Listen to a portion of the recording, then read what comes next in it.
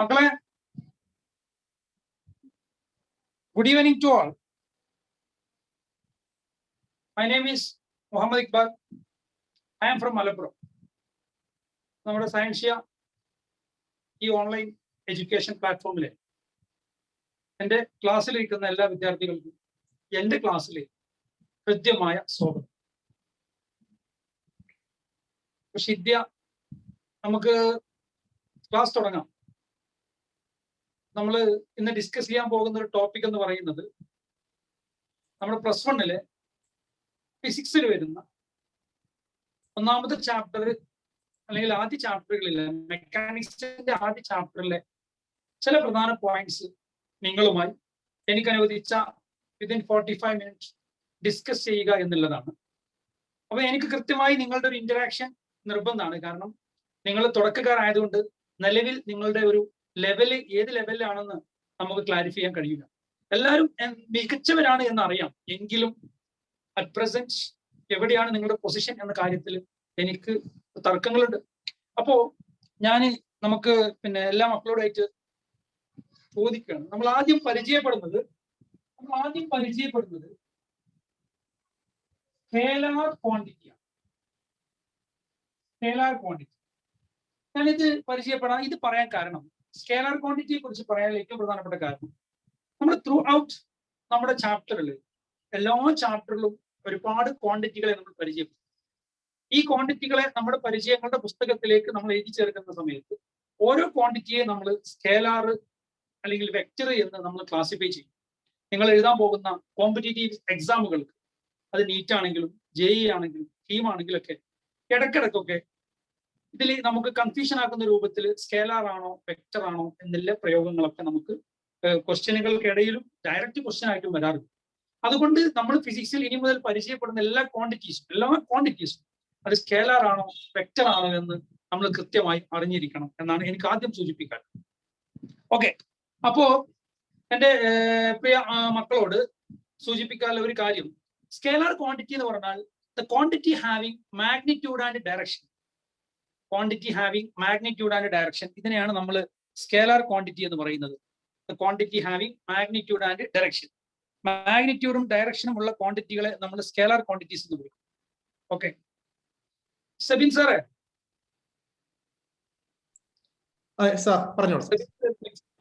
നമുക്ക് കുട്ടികളെ കാണാൻ കഴിയോ? കുട്ടികളെ അങ്ങനെയല്ല, വീഡിയോയിലല്ല, പേര് കാണാൻ കഴിയും? പേര് കാണാലോ സാറേ. സാറ് ജസ്റ്റ് ഹോസ്റ്റ് അല്ലാത്തത് കൊണ്ടായിരിക്കാം ചിലപ്പോൾ സാറിന് കാണാത്തത്. നോക്കട്ടെ. എനിക്ക് കാണുന്നുണ്ട് സാറേ. എന്നെ കാണുന്നുണ്ടോ സാറേ? ഉണ്ട് സാർ, എല്ലാം ക്ലിയർ ആണ് സാർ, ക്ലിയർ ആണ്. Hanna Sherry, just unmute your mic.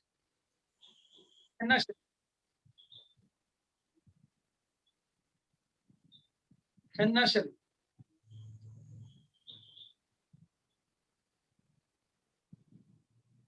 കേട്ടിട്ടില്ല. റിഷാന ഷെറി,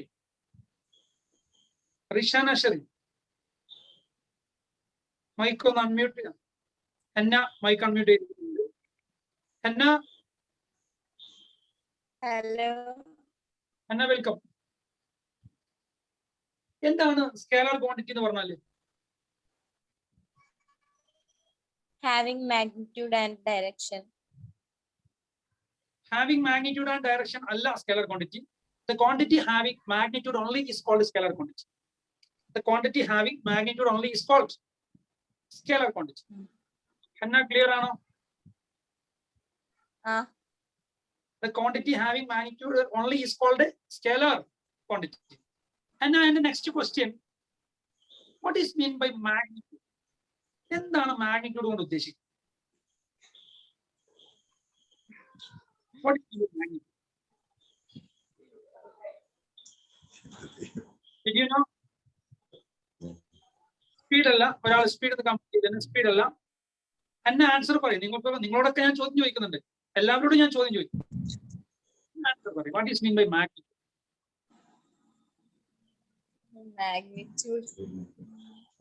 അതെ, ഇതാണ് നമ്മുടെ ഒരു പഠന ശൈലിയുടെ പ്രശ്നം. നമ്മൾ മുമ്പൊക്കെ ഒരുപാട് കാര്യങ്ങൾ പഠിച്ചിട്ടുണ്ട്, പക്ഷെ എല്ലാം കാണാതെ പഠിച്ചിരിക്കണം. ക്വാണ്ടിറ്റി ഹാവിങ് മാഗ്നിറ്റ്യൂഡ്, ഒരാൾ ആക്സലറേഷൻ എഴുതിയിട്ടുണ്ട്, മക്കളെ നിങ്ങളൊന്നും എഴുതണ്ട, നിങ്ങളൊന്നും മിണ്ടാണ്ടിരിക്കുക, നമുക്കത് ഡിസ്കസ് ചെയ്യാം. അതായത് ഇത് quantity having magnitude only is called എന്ന് നമ്മൾ കൃത്യമായി പഠിക്കും. പക്ഷെ ഈ മാഗ്നിറ്റ്യൂഡ് എന്താണെന്ന് ചോദിച്ചാൽ പലർക്കും അറിയും. അതിന് ഞാനും ആളുകളോട് ചോദിച്ചു കഴിഞ്ഞാൽ അതിൽ 900 ആളുകൾക്ക് മാഗ്നിറ്റ്യൂഡ് അറിയില്ല എന്നാണ്. ആ കൂട്ടത്തിൽപ്പെട്ട ഒരാളാണ് ഹെന്ന എന്ന് മാത്രം. ഓക്കെ, പലരും ഇപ്പൊ നമ്മുടെ ക്ലാസ് റൂമിലെ പലരും തന്നെ സ്പീഡ് എന്നുള്ള ടെക്സ്റ്റ് ചെയ്തു, ആക്സലേഷൻ ടെക്സ്റ്റ് ചെയ്തു, ഭാഗ്യത്തിന് ഫോഴ്സ് ആരും ടെക്സ്റ്റ് ചെയ്തിട്ടില്ല. ഏതായാലും ഞാൻ റാനിയയിലേക്ക് പോകാം. Rania, just unmute your please.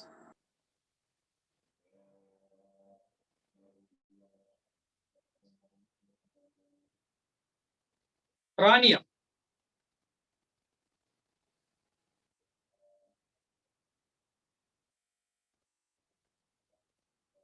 റാനിയല്ല, Rania മൈക്കൊന്ന് അൺമ്യൂട്ട് ചെയ്യും. ക്ലാസ്സിലില്ല. യെസ്, അഷിൻ, അഷിൻ. മക്കളെ ഞാൻ പറയുന്നത് കേൾക്കുന്നില്ലേ?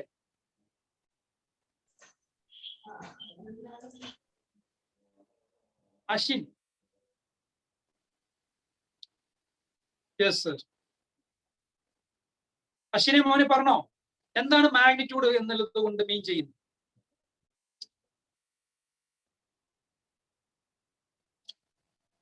പറയൂ. യെസ്. ആരും പറയുന്നില്ല. ഇത് കേൾക്കായിട്ടാണോ എന്ന് അറിഞ്ഞൂടാ. ഏതായാലും റാനിയ മൈക്ക് ഓൺ ചെയ്തില്ല. ഏതായാലും ഞാൻ തന്നെ പറയാണ്, ശ്രദ്ധിക്കുക. മാഗ്നിറ്റ്യൂഡ് എന്നുള്ള വേർഡിന്റെ ഒരു മീനിങ് നമ്മൾ ഉദ്ദേശിക്കുന്നത്, അപ്പൊ നമ്മൾ പറഞ്ഞു പോകുന്നത് മാഗ്നിറ്റ്യൂഡ് എന്താണെന്നാണ്. മക്കളെ മാഗ്നിറ്റ്യൂഡ് എന്ന് പറഞ്ഞാൽ, മക്കളെ ആരെങ്കിലും ഒരു ആൻസർ പറഞ്ഞാൽ മതി കേട്ടോ. നമുക്ക് ഇഷ്ടമുള്ള ടോപ്പിക്ക് പറഞ്ഞാലേ നിങ്ങൾ ഉത്തരം പറയുള്ളൂ എന്ന് എനിക്കറിയാം. ബഷീർ ബഷിക്ക് എത്ര ഭാര്യമാരുണ്ട്? ആരെങ്കിലും ഒരാൾ ആൻസർ പറഞ്ഞു. ബഷീർ ബഷിക്ക് എത്ര ഭാര്യമാർ?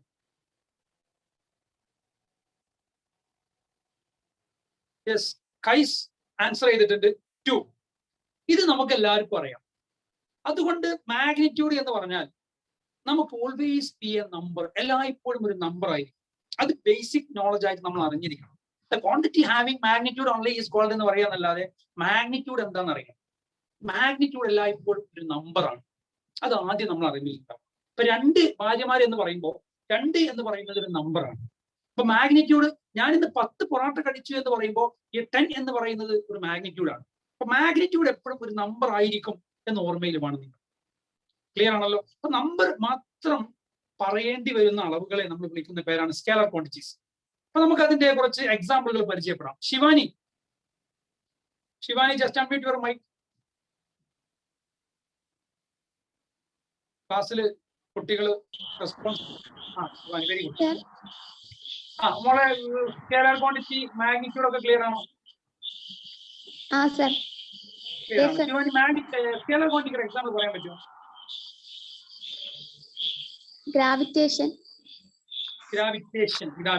ഓക്കെ, ഗ്രാവിറ്റേഷൻ എന്നുള്ള എന്തായാലും ഒരു ചോദ്യം ചോദിച്ചാൽ ഉത്തരം പറയുന്നത് നല്ല പ്രവണതയാണ്. ഏതായാലും മക്കൾ തിരിച്ചു വരും. ഞാൻ എക്സാമ്പിൾ പറയാം. ഹു ആർ യു എന്ന് ചോദിച്ചാൽ ശിവാനി എന്താ ഉത്തരം പറയാം? I'm Shivani. അപ്പൊ ഞാൻ എന്നോട് ഹു ആർ യു എന്ന് ചോദിച്ചാൽ ഞാൻ ഉത്തരം പറയാം. ശ്രദ്ധിക്കണം, നന്നായി ശ്രദ്ധിക്കണ്ട. I am L² T². Shivani എന്നോട് ഹു ആർ യു എന്ന് ചോദിച്ചേ. Who are you? I am L² T². Board കാണുന്നുണ്ടല്ലോ അല്ലെ? Yes, sir. I am L² T². അപ്പോ ഈ ഐ ആം L² T² എന്ന് പറയുന്നത് നമുക്ക് സ്കേലർ ക്വാണ്ടിറ്റിക്ക് എക്സാമ്പിളാണ്. ഞാനത് പരിചയപ്പെടുത്തട്ടെ ഈ സ്കേലർ ക്വാണ്ടിറ്റി എക്സാമ്പിളുകളെ. Okay, sir. ഓക്കെ, ഐ എന്ന് പറഞ്ഞാൽ ഇലക്ട്രിക് കറണ്ട് ആണ്. എഴുതി വെച്ചോട്ടോ. സ്കേലർ ക്വാണ്ടിറ്റി എക്സാമ്പിളാണ് നമ്മൾ പരിചയപ്പെടുന്നത്. ഇലക്ട്രിക് കറണ്ട് ഒരു സ്കേലർ ക്വാണ്ടിറ്റിയാണ്. ഇലക്ട്രിക് കറണ്ട് ഒരു സ്കേലർ ക്വാണ്ടിറ്റി എന്ന് പറയുമ്പോൾ പല കുട്ടികൾക്കും ചില തർക്കവാദങ്ങൾ ഉന്നയിക്കാം. നിങ്ങളുടെ മനസ്സിലൊക്കെ ഉണ്ട്. നിങ്ങൾ എന്നോട് ചോദിക്കാണ്ടിരിക്കുകയാണ്, സർ ഇലക്ട്രിക് കറണ്ട് മൂവ് ചെയ്യുന്നത് പോസിറ്റീവ് നിന്ന് നെഗറ്റീവിലേക്കാണല്ലോ ഇലക്ട്രിക് കറണ്ട് മൂവ് ചെയ്യുന്നത്. അപ്പൊ അതിന്റെ സ്പെസിഫൈഡ് ഡയറക്ഷൻ ഉണ്ടല്ലോ, അതുകൊണ്ട് നമുക്ക് അത് അങ്ങനെ പറയാൻ പറ്റുമോ സർ എന്ന് ചോദിച്ചാൽ അതിന്റെ ഒരു ഉത്തരം നെഗറ്റീവ് എന്ന് പോസിറ്റീവിലേക്ക് തിരിച്ചു പോരാത്തത് കൊണ്ടാണ് നമ്മൾ ഇലക്ട്രിക് കറണ്ടിനെ ആക്ച്വലി ഈ വെക്ടർ കുടുംബത്തിൽ ഉൾപ്പെടുത്താതെ സ്കേലാറിൽ ഉൾപ്പെടുത്താൻ കാരണം. ഒരു ഡയറക്ഷനുള്ളൂ, തിരിച്ചില്ല, അങ്ങോട്ടും ഇങ്ങോട്ടൊക്കെ പോവാം. നമ്മൾ അടുത്തൊരു ചാപ്റ്ററിൽ കമ്മ്യൂട്ടേറ്റീവിലോ അസോസിയേറ്റീവിലോ എന്ന് പറയുന്ന പ്രോപ്പർട്ടീസ് ഒക്കെ പരിചയപ്പെടുന്നത് അത് ഒബേ ചെയ്യാത്തതുകൊണ്ടാണ് ഇലക്ട്രിക് കറന്റ് എന്ന് പറയുന്ന ആൾക്ക് നമ്മൾ വെക്ടർ കുടുംബത്തിൽ അംഗീകാരം കൊടുക്കാത്തത്. അപ്പോ ഒന്നാമത്തെ ആളാരാണ്? Electric current. ശിവാനി ഒന്നാമത്തെ ആളാരാ? Sir electric current. Electric current ഒരു സ്കേലർ ക്വാണ്ടിറ്റിയാണ്. ഇലക്ട്രിക് കറന്റ് ഒരു സ്കേലർ ക്വാണ്ടിറ്റിയാണ്. അതായത് 10 ആംപിയർ എന്ന് നമ്മൾ പറയും. ഇതിനകത്ത് ആംപിയർ യൂണിറ്റ് ആണ്. എല്ലാ ക്വാണ്ടിറ്റികൾക്കും യൂണിറ്റ് ഉണ്ടാവും. ക്വാണ്ടിറ്റി എന്ന് പറഞ്ഞ അളവാണ് കേട്ടോ, അത് ആദ്യം അറിഞ്ഞിരിക്കണം. ബേസ് നന്നായി പഠിച്ചു പോയെങ്കിലേ നമുക്ക് ഫിസിക്സിനോട് ഇഷ്ടം ഉണ്ടാവും. 10 എന്ന് പറയുന്നത് മാഗ്നിറ്റ്യൂഡാണ്. 10 ആണ് മാഗ്നിറ്റ്യൂഡ്. 10 ആംപിയർ കറണ്ട് ഒരു സർക്യൂട്ടിൽ കൂടി ഫ്ലോ ചെയ്തു എന്ന് പറഞ്ഞാൽ ഇതിനകത്ത് 10 ആണ് മാഗ്നിറ്റ്യൂഡ്. ആംപിയർ എന്ന് പറയുന്ന യൂണിറ്റ് ആണ്. Have you got idea? Yes sir. Okay. Sandesh SK ഒരാളുണ്ടല്ലോ, സന്ദേശ് എസ്കെ. സന്ദേശ്, എന്താണ് മക്കളെ നിങ്ങൾക്ക് മൈക്ക് അൺമ്യൂട്ട് ചെയ്യാൻ അത്ര സമയം എടുക്കുന്നത്? എനിക്ക് അറിഞ്ഞൂടാത്തോണ്ട് ചോദിക്കാം. ഏതായാലും ശ്രദ്ധിക്കാം. സന്ദേശ് മോനെ, അക്കൗണ്ട് ആരാണ്? ഹലോ സന്ദേശേ, കേൾക്കുന്നുണ്ടോ? ഓ കേൾക്കുന്നുണ്ട് അല്ലേ? സന്ദേശം, ഇതിനകത്ത് എ എന്ന് പറഞ്ഞാൽ ഞാൻ എന്താന്ന് പറയട്ടെ? Amount of substance. എന്താണ് amount of substance? Amount of substance ഒരു സ്കേലർ ക്വാണ്ടിറ്റിയാണ്. ഞാൻ നേരത്തെ പറഞ്ഞ പോലെ 5 പൊറാട്ട കഴിച്ചു എന്ന് പറയുന്ന 5 പൊറാട്ട എന്ന് പറയുന്ന സബ്സ്റ്റൻസിന് എന്നാണല്ലോ 5 എന്ന് പറയുന്നത് മാഗ്നിറ്റ്യൂഡ് ആണ്. Next mass. Next we discuss about mask. Mask അല്ല, mass. Shidya. Yes sir. Yes. ഞാനിപ്പോ എന്താണ് ഈ മാസ് ഏത് ക്വാണ്ടിറ്റി എന്ന് പറഞ്ഞത്? Mass scalar quantity. കാരണം എന്താ, നമ്മളിപ്പോ മോള് ഡോക്ടറെ അടുത്ത് പോയിട്ടില്ലേ? സ്വാഭാവികമായിട്ടും ഡോക്ടർ മോളോട് ചോദിക്കാറില്ലേ വെയിറ്റ് എത്രയെന്ന് ചോദിക്കാറില്ലേ? വെയിറ്റ് മോളുടെ വെയിറ്റ് എന്താ പറയാ? എന്റെ വെയിറ്റ് ഒരു 45 ഉണ്ടാവും. 45. മോളുടെ വെയിറ്റ് ശ്രദ്ധിക്കണേ, നന്നായി ശ്രദ്ധിക്കണേ. മോളുടെ വെയിറ്റ് 45 കിലോഗ്രാം എന്നാണ് പറയല്ലേ? ഈ 45 കിലോഗ്രാം വെസ്റ്റ് ഈസ്റ്റ് നോർത്ത് എന്നൊക്കെ പറയല്ലോ. Sir my wait is 45 kilogram north എന്ന് പറയോ? എന്റെ വെയിറ്റ് 45 കിലോഗ്രാം വടക്കോട്ട് തെക്കോട്ട് എന്നൊക്കെ പറയോ? ഡയറക്ഷൻ പറയോ? ഇല്ല. അപ്പൊ ഡയറക്ഷൻലെസ് ക്വാണ്ടിറ്റി അല്ലേ വെയിറ്റ്? ആണോ അല്ലേ? Yes or no? യെസ്. അവിടെ ഒരു തെറ്റുണ്ട്.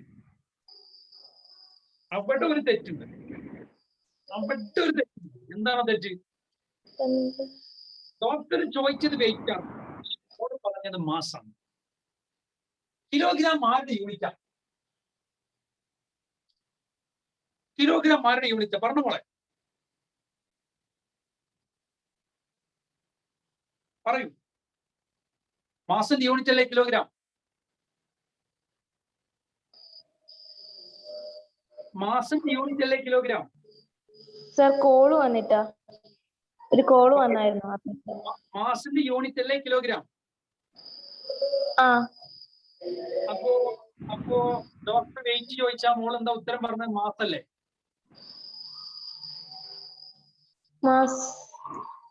ഡോക്ടർ ചോദിച്ചത് വെയിറ്റ് ആണ്, മോൾ ഉത്തരം പറഞ്ഞത് എന്താണ്? മാസാണ് അല്ലേ? ഇനി മുതൽ ഏതെങ്കിലും ഡോക്ടർമാരോട് നിങ്ങളോട് വെയിറ്റ് ചോദിക്കുകയാണെങ്കിൽ, എന്റെ ഫിസിക്സ് ക്ലാസ് പഠിക്കുന്ന നല്ല അനിയന്മാരോടും അനിയത്തിമാരോടും എനിക്ക് സൂചിപ്പിക്കാനുള്ളത്, ഇനി മുതൽ ഏതെങ്കിലും ഡോക്ടർമാർ നിങ്ങളോട് വെയിറ്റ് ചോദിക്കുകയാണെങ്കിൽ നിങ്ങൾ എന്ത് ചെയ്യാം? നിങ്ങളുടെ മാസ് 45 ആണെങ്കിൽ അതിനെ കൊണ്ട് 10 മൾട്ടിപ്ലൈ ചെയ്ത് പറയാം, മൈ വെയിറ്റ് 450 ന്യൂട്ടൺ. 9.8 ആയാലും മതി. അതായത് ആക്സലേഷൻ ഡ്യൂറിങ് ഗ്രാവിറ്റി എന്ന് പറയുന്ന 9.8 നമ്മൾ ഹൈസ്കൂളിൽ നിന്ന് പഠിച്ചു പറഞ്ഞ വാല്യൂ ഉണ്ട്. Acceleration during gravity that is equal to 9.8 G. Did you remember? Did you remember G? Equal to 9.8 meter per second square. No.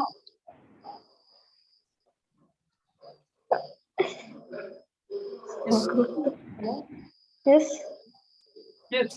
അപ്പോ 45 ഇൻറ്റു 9.8 പ്രോബ്ലം ഒക്കെ ചെയ്യുമ്പോൾ 10 കൊടുക്കുക. എൻട്രൻസ് പ്രോബ്ലം ഒക്കെ ചെയ്യുമ്പോൾ 45 ഇൻറ്റു 10 45 ഇൻറ്റു 10 450 ന്യൂട്ടൺ ഫോഴ്സ് ആണ്. അതുകൊണ്ട് ഡോക്ടർമാരാണ് യഥാർത്ഥത്തിൽ അബദ്ധം പറയുന്നത്. ഡോക്ടർ ചോദിക്കുന്നത് വെയിറ്റ് ആണ്, പക്ഷെ നിങ്ങൾ പറയുന്നത് മാസാണ്. വെയിറ്റ് വെക്ടർ ക്വാണ്ടിറ്റി ആണ്. Weight direction always directed towards the centre of the earth. ഭൂമിയുടെ കേന്ദ്രത്തിലേക്കാണ് വെയിറ്റ് ആക്ട് ചെയ്യുന്നത്. ഇത് നിങ്ങൾക്ക് ഡൗട്ട് ഉണ്ടെങ്കിൽ വല്ല ഡൗട്ട് ഉണ്ടെങ്കിൽ നിങ്ങൾ ഇപ്പോൾ കിണറിന്റെ പടവിൽ നിൽക്കുമ്പോൾ നമുക്ക് ക്ലിയർ ആയിട്ട് നിൽക്കാൻ പറ്റുന്നില്ലേ? കിണറിന്റെ നമ്മൾ ആ കിണറിന്റെ ചുറ്റുപടവിൽ ഇങ്ങനെ നിൽക്കുമ്പോൾ കിണറിന്റെ സെന്ററിലേക്ക് താഴെടുത്ത് വെച്ച് താഴോട്ട് പോവാം.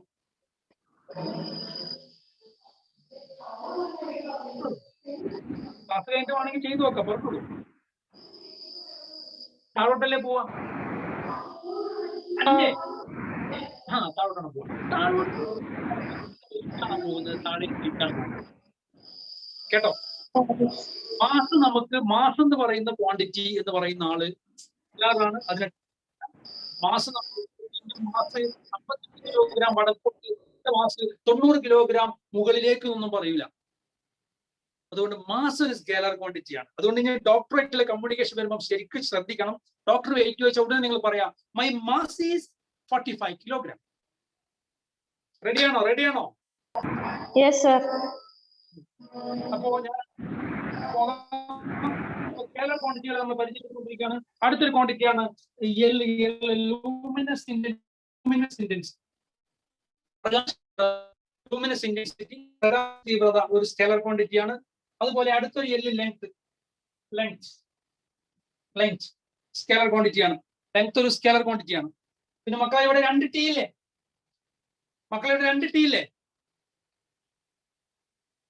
ഷിദ്യപ്പെട്ട് 2 ടി ഇല്ലേ? Yes sir. 2 ടി. ഇതിനകത്ത് ഒരു ടി എന്താ മോളെ പറഞ്ഞേ? T time. Very good. Appreciate you. Yes, correct ആണ്. Time is a scalar quantity because മോളോട് മമ്മി സമയം ചോദിക്കുകയാണ്. മമ്മി ഇപ്പോ 7:20 എന്ന് പറയും. ഇപ്പോ സമയം 7:25 വടക്കോട്ട് എന്ന് പറയും. പറഞ്ഞ ഇത് കുട്ടിക്ക് എന്തോ പറ്റിയില്ലേ? അപ്പോ നമുക്ക് ടൈം എന്ന് പറയുന്ന ക്വാണ്ടിറ്റി സ്കേലർ അല്ലേ, ഡയറക്ഷൻ അല്ലല്ലോ?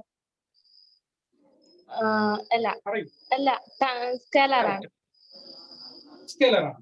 ഇനി അടുത്തൊരു ക്വാണ്ടിറ്റിയാണ് temperature.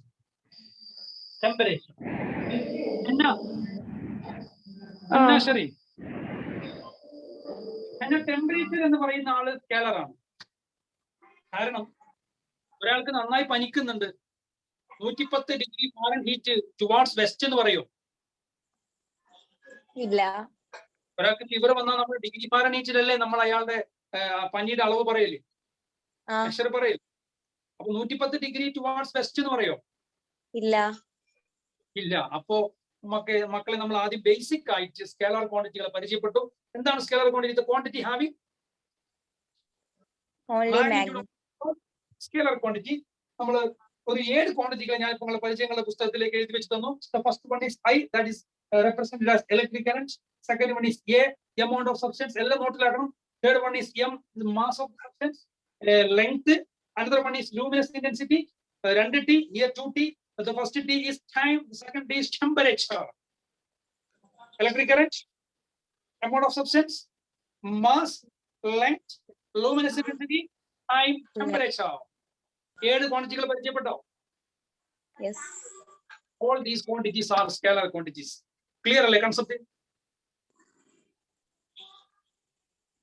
Yes or no? Yes. Yes or no? Yes. Yes. അപ്പോ ഈ ക്വാണ്ടിറ്റികൾ നമ്മൾ സ്പെഷ്യൽ ആയിട്ട് വിളിക്കുന്ന ഒരു പേരുണ്ട്, fundamental quantities in physics. Fundamental quantities. ഇപ്പൊ മക്കളെ സ്കേലാർ ക്വാണ്ടിറ്റി എന്ന് പറയുന്ന കൺസെപ്റ്റ് ക്ലിയർ ആയിട്ടുണ്ടോ അല്ലേ? നിങ്ങൾ മുമ്പ് 8ാം ക്ലാസ്സിലും 9ാം ക്ലാസ്സിലും ഒക്കെ സ്കേലാർ ക്വാണ്ടിറ്റി പഠിച്ചിട്ടുണ്ട്. അതിനേക്കാൾ കൂടുതൽ എന്തെങ്കിലും നിങ്ങൾക്ക് കിട്ടിയണോ ഇല്ലേ? ഷിദ്യനോടാ ചോദ്യം. ഷിദ്യ ഉണ്ടോ അല്ലേ? ഉണ്ട്. സന്ദേശ്, നമ്മൾ പറഞ്ഞത് സ്കേലർ ക്വാണ്ടിറ്റി ആണ്. The quantity having magnitude only is called. അതിൽ നമ്മൾ 7 കഥാപാത്രങ്ങളെ പരിചയപ്പെട്ടു. I/M² electric amount of substance, mass, length, luminous intensity, time, temperature. All these quantities are scalar quantities. എങ്ങനെ ഇത് സ്കേലർ ആവുന്നു ഞാൻ അപ്പൊ കൃത്യമായിട്ട് സ്കേലർ ക്വാണ്ടിറ്റി എന്താണെന്ന് കൃത്യമായിട്ട് നിങ്ങൾക്ക് ബോധ്യപ്പെട്ട് കാണുമെന്ന് വിശ്വസിക്കുന്നു. അപ്പൊ ഈ ക്വാണ്ടിറ്റികളെ നമ്മൾ കോമൺ ആയിട്ട് വിളിക്കുന്ന മറ്റൊരു പേര് എന്താണ്? Fundamental quantities in physics. Fundamental quantities in physics. 7 quantity പഠിച്ചു നോക്കണേ. അപ്പൊ നമ്മൾ അടുത്തത് വെക്ടർ ക്വാണ്ടിറ്റി പരിചയപ്പെടാം. വെക്ടർ ക്വാണ്ടിറ്റി പറയട്ടെ മക്കളെ. വെക്ടർ ക്വാണ്ടിറ്റി എന്താ പറയട്ടെ? പറഞ്ഞോളൂ സർ. ഓക്കെ, വെക്ടർ ക്വാണ്ടിറ്റി എന്താ പറയാണ്? ഷിത്തി എന്താ വെക്ടർ ക്വാണ്ടിറ്റി എന്ന് പറഞ്ഞേ? ഡിസ്റ്റൻസ് അല്ല ഡയറക്ഷൻ. ഡയറക്ഷൻ. ഡയറക്ഷൻ.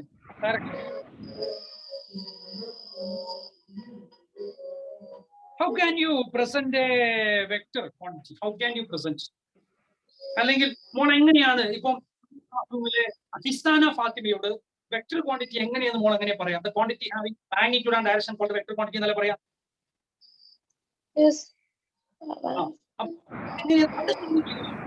മാഗ്നിറ്റ്യൂഡിന്റെ കൂടെ എങ്ങനെ ഡയറക്ഷൻ വരുന്നത് എന്ന് ക്ലിയർ ആണോ? എന്റെ ചോദ്യം ഇതാണ്. ഇപ്പൊ ഞാൻ നിങ്ങൾക്ക് എല്ലാവർക്കും അറിയാം, എന്റെ ക്ലാസ് റൂമിൽ ഇരിക്കുന്ന 30 ആൾക്കും അറിയാമായിരുന്നു മാഗ്നിറ്റ്യൂഡ് മാത്രമുള്ള ക്വാണ്ടിറ്റികളെ, അല്ലെങ്കിൽ മാഗ്നിറ്റ്യൂഡിന്റെ മലയാളം മീഡിയം പഠിച്ച ആരെങ്കിലും ഉണ്ടെങ്കിൽ അവർക്ക് വേണ്ടി പറയാണ് പരിമാണം എന്നാണ് മാഗ്നിറ്റ്യൂഡ് മലയാളം. 8ാം ക്ലാസ്സിലെ പാഠപുസ്തകത്തിലെ മലയാള പുസ്തകത്തിലുണ്ട് പരിമാണം മാത്രം അടയാളപ്പെടുത്തുന്ന അളവുകളെ അദിശ അളവുകളൊന്നും, പരിമാണത്തോടൊപ്പം ദിശ കൂടി അടയാളപ്പെടുന്ന അളവുകളെ അദിശ അളവുകളൊന്നും വിളിക്കുന്നു. മലയാളം മീഡിയം പഠിച്ച ആരെങ്കിലും ഈ കൂട്ടത്തിലുണ്ടെങ്കിൽ അവരെ ഓർമ്മകളെ തിരിച്ചു വിളിക്കാൻ ഞാൻ പറഞ്ഞത്. The quantity having magnitude only is called scalar quantity എന്ന് പറഞ്ഞു. The quantity having both magnitude and direction called vector quantities. മക്കളെ, വെക്ടറിനെ കുറിച്ചും ഞാൻ ഇതുപോലെ പറയണോ വേണോ വേണ്ടേ? എന്നാ ശരി, ഹിസാന ഫാത്തിമ പറഞ്ഞോട്ടെ. ഹിസാന ഫാത്തിമ വെക്ടറിനെ കുറിച്ച് പറയണോ വേണ്ടേ? ഇല്ല. ഫ്രെനി ജോസഫ്. ഞാൻ പേര് വിളിച്ചാൽ മൈക്ക് അൺമ്യൂട്ട് ചെയ്യാം. ഫ്രെനി ജോസഫ്. പിസ്സ.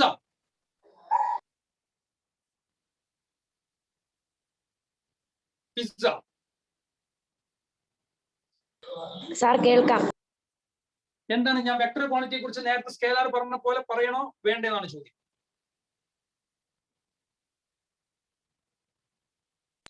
സാർ നേരത്തെ പറഞ്ഞ പോലെ പറഞ്ഞോ? നേരത്തെ പറഞ്ഞ പോലെ പറയാം. അപ്പൊ കണ്ടന്റ് ഒന്നും കൂടെ റിച്ച് ആവും അല്ലേ? സാർ. ഓക്കെ, അപ്പോ ഇതിന്റെ അഭിപ്രായം മാനിച്ച് ഞാൻ എന്താണ് വെക്ടർ എന്ന് പറയാൻ പോവാണ്. എങ്ങനെയാണ് മക്കളെ ഒരു വെക്ടർ ക്വാണ്ടിറ്റി ഉണ്ടായതെന്ന് ഞാൻ പറയാൻ പോകും. നന്നായി ശ്രദ്ധിക്കട്ടോ. ഓക്കെ, ഞാൻ BEd പഠിക്കുന്ന സമയത്ത് ശ്രദ്ധിക്കണം. നിങ്ങളിപ്പോ +2 എത്തിയിട്ടുള്ളൂ, +1 എൻ്റർ ചെയ്യാം. ഞാൻ BEd പഠിക്കുന്ന സമയത്ത് സ്കേലാറും വെക്ടറും പഠിപ്പിക്കാൻ ഒരു ടീച്ചർ ഞങ്ങളടുത്ത് വന്നിരുന്നു. ഞങ്ങളിങ്ങനെ വിചാരിച്ചു, എന്തിനാ അപ്പൊ ഞങ്ങളിപ്പോ ഡിഗ്രി ഒക്കെ കഴിഞ്ഞ ആളുകളാണ്, ഞങ്ങളൊക്കെ എന്തിനാ സ്കേലാറും വെക്ടറൊക്കെ പഠിപ്പിക്കുന്നത്? അന്ന് ആ ടീച്ചർ എന്റെ മുമ്പിൽ പ്രസന്റ് ചെയ്ത, പിന്നീട് കുറെ കാലം കഴിഞ്ഞപ്പോൾ പരിഷ്കരിച്ച സ്റ്റേറ്റ് പുസ്തകത്തിലും ഈ ഒരു മെത്തേഡ് ഞാൻ കണ്ടു. അന്ന് ടീച്ചർ എന്റെ മുമ്പിൽ ആ വെക്ടർ എങ്ങനെ കുട്ടികളെ പഠിപ്പിക്കണം എന്ന് പ്രസന്റ് ചെയ്തു. ആ മെത്തേഡാണ് ഞാൻ നിങ്ങളുടെ മുമ്പിൽ പ്രസന്റ് ചെയ്യുന്നത്. നന്നായി ശ്രദ്ധിക്കട്ടോ. ഓക്കെ, ശ്രദ്ധിക്കണേ. 1985 ഏപ്രിൽ 10-ാം തീയതി ഒരു ഓലം കഴിഞ്ഞ വീട്ടിലായിരുന്നു എന്റെ ജനനം. എന്റെ വീട്ടിൽ നിന്നും 3 കിലോമീറ്റർ അപ്പുറത്തായിരുന്നു എന്റെ വിദ്യാലയം. എന്റെ വീട്ടിൽ നിന്നും ഒരു 3 കിലോമീറ്റർ അപ്പുറത്തായിരുന്നു എന്റെ വിദ്യാലയം. ഈ കഥയോട് നിങ്ങൾ ചേർന്ന് നിൽക്കണം. ഈ കഥ പൂർത്തിയാകുമ്പോൾ കൃത്യമായിട്ട് വെക്ടറിന്റെ പിക്ചർ നിങ്ങൾ കിട്ടും. ആരുടെ മുമ്പിലും വെക്ടർ എന്തെന്ന് ആർജവത്തോടു കൂടി പറയാനുള്ള ഒരു എനർജി നിങ്ങൾക്ക് അച്ചീവ് ചെയ്യാൻ പറ്റും. ഓക്കെ, അപ്പൊ നമ്മൾ 1985 ഓലമേഞ്ഞ വീട്ടിലായിരുന്നു എന്റെ ജനനം. ഓർമ്മയിലുണ്ടാവണം, ആ വറുതിയുടെ കാലത്ത്. അങ്ങനെ ജനിച്ച സമയത്ത്, ഞാൻ ജനിക്കുന്നതിന് 5 മിനിറ്റ് മുമ്പ് എനിക്കൊരു പെങ്ങൾ ജനിച്ചു. ഇരട്ടിയായിരുന്നു. ആ പെങ്ങളുടെ പേര് ഖദീജ എന്നാണ്. പക്ഷെ 5 വർഷം മുമ്പ് ജനിച്ച പോലെയാണ് പെങ്ങൾ പലപ്പോഴും എന്നോട് പെരുമാറാം. മക്കളെ കാണുന്നുണ്ടോ? ക്ലിയർ ആണ്. അപ്പൊ ഞാൻ പറഞ്ഞു വരുന്നത്, മക്കളെ, അങ്ങനെ ഞാനും പെങ്ങളും ഒരുമിച്ച് സ്കൂളിൽ പോകാൻ തുടങ്ങി. സ്കൂളിൽ പോകാൻ തുടങ്ങുമ്പോൾ ഞാൻ സ്കൂളിൽ പോയിരുന്നത് ഇവിടെ ഒരു ഗ്രൗണ്ട് ഉണ്ടായിരുന്നു, ഇവിടെ ഒരു പോണ്ട് ഉണ്ടായിരുന്നു. വേനൽക്കാലത്ത് ഞാൻ ഈ ഗ്രൗണ്ട് വഴി സ്കൂളിലേക്ക് പോകും. മഴക്കാലത്ത് ഞാൻ ഈ പോണ്ടിൽ കുളിച്ച് നന്നായിട്ട് നല്ല സുന്ദരനായിട്ട് ഞാൻ സ്കൂളിലേക്ക് പോകും. എന്നാൽ എന്റെ പെങ്ങൾ ഇതൊന്നും മൈൻഡ് ചെയ്യില്ല. പെങ്ങൾ നേരെ സ്കൂളിലേക്ക് പോകുന്നതാണ്. പോകുന്ന വഴിയിൽ ആര് കമന്റ് അടിച്ചാലും തിരിഞ്ഞു നോക്കാതെ നേരെ സ്കൂളിലേക്ക് പോകുന്ന ആളാണ് എന്റെ പെങ്ങൾ. അതുകൊണ്ട് തന്നെ എനിക്ക് ഗ്രൗണ്ടിലൂടെ പോകുമ്പോൾ 3 കിലോമീറ്റർ ഡിസ്റ്റൻസ് വേണ്ടി വരാറുണ്ട്. 3 കിലോമീറ്റർ ഡിസ്റ്റൻസ് ആണ്. 3 കിലോമീറ്റർ ഡിസ്റ്റൻസ് ആണ്. ഡിസ്റ്റൻസ് എന്ന് പറയുന്ന ഫിസിക്സിലെ ഒരു പുതിയ ക്വാണ്ടിറ്റികൾ നമ്മൾ പരിചയപ്പെടുകയാണ്. ഇവിടെ നോക്കുക, ഞാൻ ആകെ സഞ്ചരിച്ച വഴിയല്ലേ ഇത്, ആകെ സഞ്ചരിച്ച ദൂരമല്ലേ ഇത്. ഈ ആകെ സഞ്ചരിച്ച ദൂരത്തെ the total path covered by an object is called distance. ദൂരം, അതിനെയാണ് നമ്മൾ ദൂരം എന്ന് പറയുന്നത്. ഇത് വഴിയാണെങ്കിലും ഏതാണ്ട് 3 കിലോമീറ്റർ വരും. ഈ 3 കിലോമീറ്റർ നടക്കാറായിരുന്നു. പക്ഷെ എന്റെ പെങ്ങൾ നേരിട്ട് നടക്കുകയാണെങ്കിൽ 2 കിലോമീറ്ററേ വരാറുള്ളൂ. മക്കളെ, ഇത് ക്ലിയർ ആണോ? Alvia Joseph, just unmute your mic. Alvia Joseph, clear ആണ്. മോളെ, ഞാൻ സ്കൂളിലേക്ക് പോകുമ്പോൾ എത്ര കിലോമീറ്റർ വരാറുണ്ട്? 3 കിലോമീറ്റേഴ്സ്. എന്റെ പെങ്ങള് സ്കൂളിൽ പോകുമ്പോൾ 2 കിലോമീറ്റർ. എന്നാൽ ആൽവിയ അവിടെ ശ്രദ്ധിച്ചോ, ഡാഡി ഗൾഫിൽ നിന്ന് വന്നു. ഡാഡി ഗൾഫിൽ നിന്ന് വന്നിട്ട് ഡാഡിക്ക് പാരന്റ്സ് മീറ്റിംഗിന്റെ കത്ത് കിട്ടി. അങ്ങനെ ഡാഡി എന്നോട് ചോദിച്ചു, മോനെ ഏത് വഴിയാണ് സ്കൂളിലേക്ക് പോകാന്ന് ചോദിച്ചു. അപ്പൊ ഞാൻ പറഞ്ഞു, ഡാഡി ആ കുളത്തിനരികിൽ കൂടി പോയി കഴിഞ്ഞാൽ ഒരു 3 കിലോമീറ്റർ ദൂരം കൊണ്ട് സ്കൂളിലെത്താം, അല്ലെങ്കിൽ വേണ്ട ഗ്രൗണ്ട് വഴി പോയാലും മതി. എനിക്ക് ആ 2 വഴി ഓർമ്മയുള്ളൂ. അപ്പോ പെങ്ങള് അപ്പുറത്തുനിന്ന് പറയാണ്, ഡാഡി അവൻ പറയുന്നത് കള്ളമാണ്. ഡാഡി എന്ത് ചെയ്താൽ മതി? ഈസ്റ്റിലേക്ക്, കിഴക്കോട്ട്, ഈസ്റ്റിലേക്ക്, ഈസ്റ്റ്, വെസ്റ്റ്, നോർത്ത്, സൗത്ത്, ഈസ്റ്റിലേക്ക് 2 കിലോമീറ്റർ പോയാൽ മതിയെന്ന് ഡാഡിയോട് എന്റെ പെങ്ങൾ പറയാണ്. അത് അപ്പോൾ ശരിയാകുമെന്ന്. പെങ്ങൾ അന്നേ അത് കൃത്യമായിട്ട് പറഞ്ഞു ഡാഡിയോട്, ഈസ്റ്റിലേക്ക് 2 കിലോമീറ്റർ പോയാൽ മതി. മക്കളെ, എന്റെ ചോദ്യം, ഫിസിക്സിലെ മറ്റൊരു ക്വാണ്ടിറ്റിയെ നമ്മൾ ഇവിടുന്ന് കൃത്യമായി പഠിച്ചെടുക്കുകയാണ്. എന്റെ വീടിനും എന്റെ വിദ്യാലയത്തിനും ഇടയിലുള്ള ഏറ്റവും ചെറിയ ദൂരം എന്ന് പറയുന്നത് 3 കിലോമീറ്റർ ആണോ 2 കിലോമീറ്റർ ആണോ? ആൽവിയ പറഞ്ഞാൽ മതി. 2 കിലോമീറ്റർ. 2 കിലോമീറ്റർ. എങ്കിൽ 2 ബിന്ദുക്കൾക്കിടയിലുള്ള ഏറ്റവും ചെറിയ ദൂരത്തെ നമ്മൾ വിളിക്കുന്ന പേര് എന്താണ്?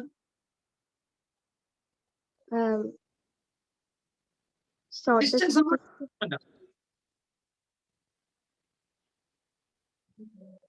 2 ബിന്ദുക്കൾക്കിടയിലുള്ള ഏറ്റവും ചെറിയ ദൂരത്തെ നമ്മൾ വിളിക്കുന്ന പേര് ഡിസ്റ്റൻസ് ആണോ ഡിസ്പ്ലേസ്മെന്റ് ആണോ? ഡിസ്പ്ലേസ്മെന്റ്. ആൽവിയ പറയൂ. ഡിസ്പ്ലേസ്മെന്റ്. അപ്പൊ എന്റെ പെങ്ങൾ ഡാഡിയോട് പറഞ്ഞ ഒരു ക്വാണ്ടിറ്റി എന്ന് പറയുന്നത് ഡിസ്റ്റൻസ് ആണോ ഡിസ്പ്ലേസ്മെന്റ് ആണോ? ഡിസ്പ്ലേസ്മെന്റ്. ഡിസ്പ്ലേസ്മെന്റ് എന്റെ പെങ്ങൾ പറഞ്ഞപ്പോ ഡാഡിയോട് എന്തും കൂടെ പറഞ്ഞിട്ടുണ്ട്? ഡയറക്ഷൻ പറഞ്ഞിട്ടുണ്ടോ? ഉണ്ട്. അതായത് പെങ്ങൾ പറഞ്ഞത് ഡിസ്പ്ലേസ്മെന്റ് S is equal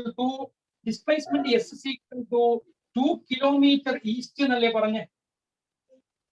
അതെ അല്ലേ ആൽവിയ? ഇതിനകത്ത് 2 ആണ് മാഗ്നിറ്റ്യൂഡ്.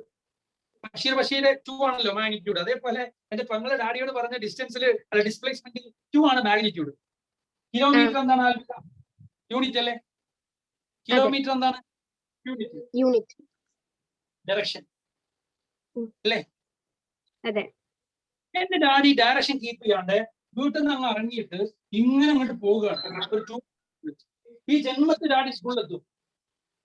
പറയൂ. ഇല്ല. അപ്പൊ 2 കിലോമീറ്റർ എന്ന് പറയുന്ന ദൂരത്ത് തന്നെ എത്തണമെങ്കിൽ ഡാഡിക്ക് എന്ത് തന്നെ കീപ്പ് ചെയ്തിരിക്കണം?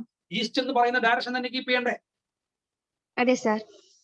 അപ്പോ എന്റെ 1985 എന്റെ കുടുംബത്തിലല്ലേ, വെക്ടർ കുടുംബത്തിൽ ആദ്യത്തെ കൺമണി ജനിച്ചത്? ആരാണത്? ഡിസ്പ്ലേസ്മെന്റ് അല്ലേ? അതെ. ഈ ഡിസ്പ്ലേസ്മെന്റ് ഡാഡിയോട് പറഞ്ഞപ്പോ എന്തുകൂടെ ഇൻഡിക്കേറ്റ് ചെയ്യേണ്ടി വന്നു? ഡയറക്ഷൻ ഇൻഡിക്കേറ്റ് ചെയ്യേണ്ടി വന്നില്ലേ?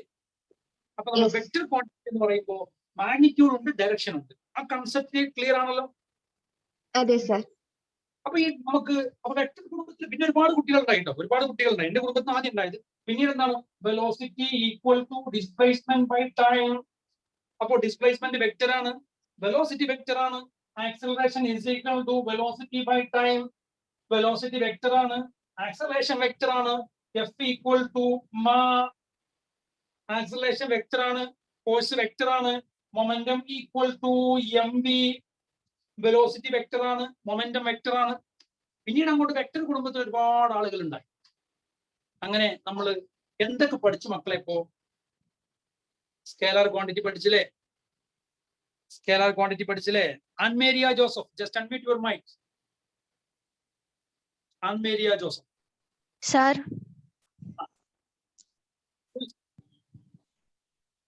ആൻമേരിയ, Sir. ആരാ സംസാരിക്കുന്നു? Anne-Maria. മോളെ, നമ്മൾ എന്തൊക്കെ പഠിച്ചു? സ്കേലാർ നമ്മൾ പഠിച്ചില്ലേ? പറയാമോ ആ 7 ക്വാണ്ടിറ്റികളെ ഞാൻ പരിചയപ്പെടുത്തിയ എല്ലാം സ്കേലർ ആണ്, അതൊക്കെ പറയാമോ? Electric current, amount of substance, mass, luminous intensity, length, time, temperature. Very good. എല്ലാവരും ഒന്ന് ക്ലാപ്പ് അടിക്കട്ടോ. മൈക്ക് അൺമ്യൂട്ട് ചെയ്യാൻ തന്നെ സ്വയം ക്ലാപ്പ് അടിച്ചോ. അപ്പൊ ഞാൻ ആൽവി ആൻമേരിക്ക് പ്രത്യേകം ക്ലാപ്പ് ഉണ്ട്. പിന്നെ ആൻമേരി ശ്രദ്ധിക്കാം. അത് കഴിഞ്ഞ് നമ്മൾ വെക്ടർ ക്വാണ്ടിറ്റി പറഞ്ഞു. വെക്ടർ കുടുംബത്തിന് കുറെ ആളുകൾ പരിചയപ്പെട്ടല്ലോ. വെക്ടർ ക്വാണ്ടിറ്റി എന്താ കൺസെപ്റ്റ് ക്ലിയർ ആണോ? ഡയറക്ഷനും വേണം, മാഗ്നിറ്റ്യൂഡും വേണം, ഡയറക്ഷനും വേണം. ഡിസ്റ്റൻസ് എന്താണ്, ഡിസ്പ്ലേസ്മെന്റ് എന്താ പഠിച്ചു. സ്കേലാർ ക്വാണ്ടിറ്റി എന്താ, വെക്ടർ ക്വാണ്ടിറ്റി എന്താ പഠിച്ചു. ഈ കാര്യത്തിൽ ഡൗട്ട് ഇല്ലല്ലോ? ഇല്ല. The shortest distance between 2 points is called simply displacement. Or initial, the distance between initial and final, the smallest distance between initial and final position of the object is called displacement. The shortest distance between the പറയാം. അപ്പൊ ഏറ്റവും ചെറിയ ദൂരത്തെ നമ്മൾ വിളിക്കുന്ന പേരാണ് displacement. മക്കളെ, ഞാൻ എന്റെ വിദ്യാലയത്തിൽ നിന്നും എന്റെ സ്കൂളിൽ നിന്നും എന്റെ വിദ്യാലയത്തിലേക്ക് യാത്ര ചെയ്ത ആ യാത്ര ഞാൻ അവസാനിപ്പിക്കട്ടെ. May I arise it? ആൻമേരിക്ക് ഉത്തരം പറയാം. അപ്പൊ നമുക്ക് വെക്ടർ ക്വാണ്ടിറ്റി എന്താണ്, എങ്ങനെയാണ് ഡയറക്ഷൻ വരുന്നതെന്ന് കൃത്യമായി ബോധിക്കും. അപ്പോ ഇപ്പൊ നമ്മുടെ പരിചയമുള്ള പുസ്തകത്തിലേക്ക് എഴുതിപ്പെട്ട 2 ആളുകളുണ്ട്. Distance, displacement. അപ്പൊ ഞാന് ശ്രദ്ധിക്കട്ടോ, ഞാൻ ഒരാളോട് ചോദിക്കുകയാണ്. ഡിസ്റ്റൻസും ഡിസ്പ്ലേസ്മെന്റ് ആണ് ഇപ്പൊ നമ്മൾ പരിചയപ്പെട്ടുകൊണ്ടിരിക്കുന്നത്. അടുത്ത ആളോട് ചോദിക്കുകയാണ്. ആൻഡോ, ജസ്റ്റ് അൺമ്യൂട്ട് യുവർ മൈക്ക്. ആൻഡോ. മോനെ ശ്രദ്ധിച്ചോ കേട്ടോ. അമേരിക്കയിൽ നിന്നും തൊട്ടടുത്ത രാജ്യമായ മുംബൈയിലേക്കും, മുംബൈയിൽ നിന്നും തൊട്ടടുത്ത രാജ്യമായ ചെന്നൈയിലേക്കും, ചെന്നൈയിൽ നിന്ന് തൊട്ടടുത്ത രാജ്യമായ മുംബൈയിലേക്കും, തിരിച്ച് അമേരിക്കയിലേക്കും, തിരിച്ച് തൊട്ടടുത്ത രാജ്യമായ ഡൽഹിയിലേക്കും ചന്ദനമഴയിലെ അമൃത യാത്രയാണ്. ആരാണ് യാത്രയായത്? ചന്ദനമഴയിലെ അമൃത. ചന്ദനമഴയിലെ അമൃത. വിദേശ രാജ്യമായ അമേരിക്ക, മുംബൈ, ചെന്നൈ എന്ന് കിടക്കിടക്ക് അമൃത പറയാറുണ്ട്.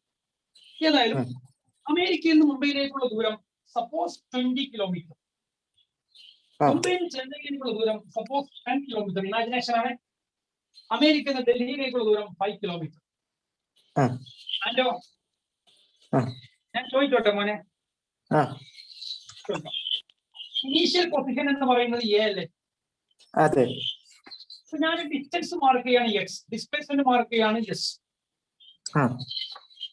എങ്കിൽ ഇങ്ങനെ മാർക്ക് ചെയ്യും. എല്ലാവരും ശ്രദ്ധിച്ചോളൂ കേട്ടോ.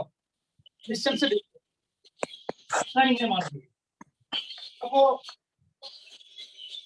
ആൻഡോ, A to B distance displacement എന്ന് പറഞ്ഞേ മോനെ. A to B distance 20 kilometre. 20 kilometre. Distance displacement 20 kilometre. രണ്ടും 20 kilometre. Very good, very good, very good. A to C, Dia. Just unmute your mic. Dia. Yes, sir. പെട്ടെന്ന് പേര് വിളിച്ച mic unmute ചെയ്യണം. ഞാൻ എത്ര ഓപ്പൺ ആയിട്ട്. ദിയ. Hello. ദിയ. മോളെ, A to C distance and displacement പറഞ്ഞേ. A to C 10 kilometer. A to C 10 ആ? 10. A to C. Okay, A to C 30. ശ്രദ്ധിക്കണം. 30. A to C displacement. What is A to C displacement? 30. 30. എന്തായിരുന്നു മോളെ പേര്? ഫിദ. ദിയ. ദിയ പോകല്ലേ. അടുത്ത ചോദ്യം. A to C to B, A to C to B, എന്ന് നേരെ സിക്ക്